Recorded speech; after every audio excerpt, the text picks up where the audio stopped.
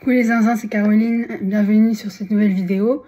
Aujourd'hui on va encore parler de l'hôpital psychiatrique et on va répondre à la question: peut-on s'amuser à l'hôpital psychiatrique? Alors, avant de commencer, je tiens à préciser que évidemment je ne prends pas l'hôpital psychiatrique comme un jeu. Je sais que c'est très sérieux et qu'on n'est pas là pour s'amuser effectivement, et que c'est très important de soigner si on en a besoin.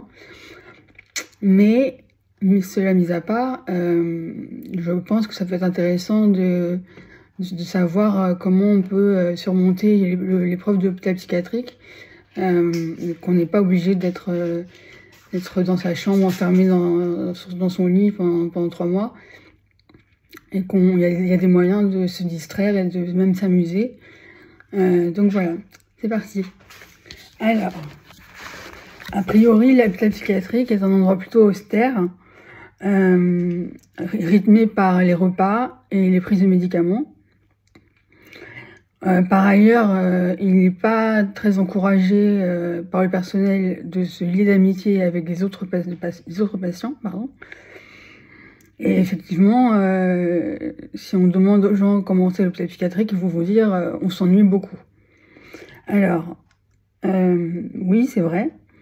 Mais comme partout ailleurs, l'être humain a une capacité d'adaptation phénoménale, et assez vite on peut trouver des petits moyens de contourner l'ennui, de contourner la discipline de l'hôpital, tout en étant quand même concentré sur son soin, hein, bien sûr, mais on peut trouver des moyens de se distraire et de même s'amuser. Alors, bon, déjà, premièrement, si vous avez le droit de garder votre téléphone, vous avez la possibilité de jouer à des jeux, de regarder des vidéos, de regarder Netflix. Donc ça peut être un moyen de passer le temps et d'améliorer les conditions d'enfermement. Il y a aussi évidemment les activités thérapeutiques organisées par le personnel.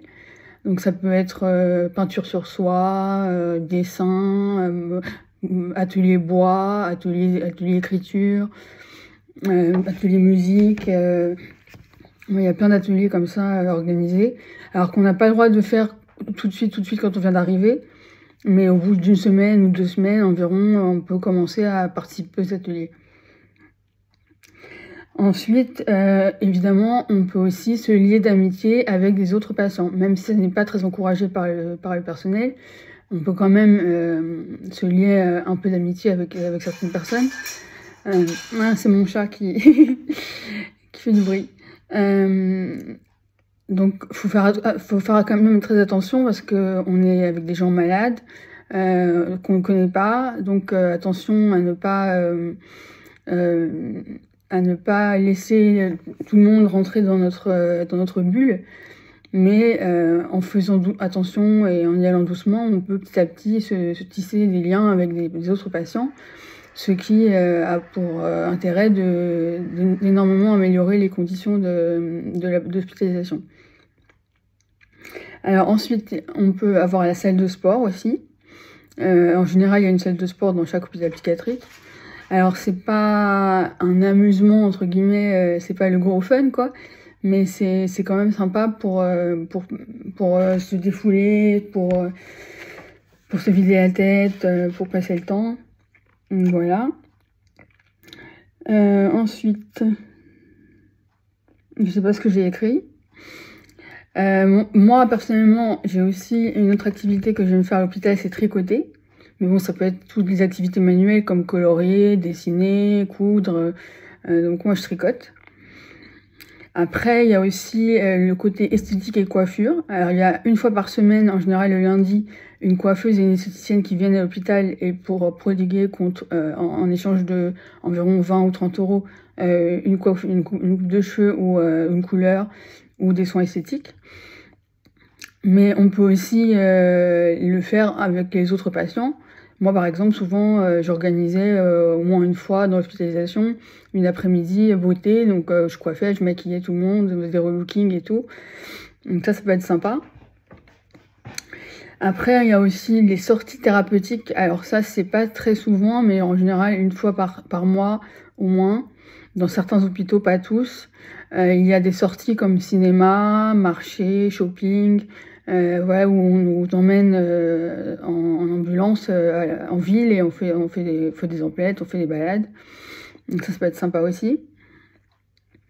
Comme je disais tout à l'heure, effectivement, on peut décorer sa chambre, on peut dessiner, colorier, tout ce qui est art plastique. Ça, on a souvent du matériel mis à disposition pour peindre, pour dessiner, colorier, décorer sa chambre. On a le droit de décorer notre chambre avec de la pâte à fixe, évidemment, pas des clous, mais on peut mettre des photos, des dessins, et ça peut paraître un détail, mais ça change beaucoup de choses, en fait, quand une chambre est personnalisée, décorée. Et enfin, ça c'est une expérience que j'ai faite moi-même, on peut organiser des soirées à thème. Alors moi, en fait, j'avais organisé pendant une de mes hospitalisations une soirée blind test, où en fait j'avais préparé une playlist à l'avance, et j'avais fait des équipes, en fait, parmi les patients. Donc on était, je sais pas, on va dire une vingtaine, donc ils étaient en 4 équipes, et ils devaient trouver la chanson et l'artiste, et ça a pris de ouf. Genre les patients ont adoré, ils se sont éclatés. Du coup, moi qui organisais, je me suis éclatée aussi. Et après, ils m'ont remercié des centaines de fois. Merci, merci, merci. C'était trop bien, on a trop bien rigolé et tout. Et en plus, c'était l'équipe de mon pavillon qui avait gagné, donc j'étais contente. Donc voilà.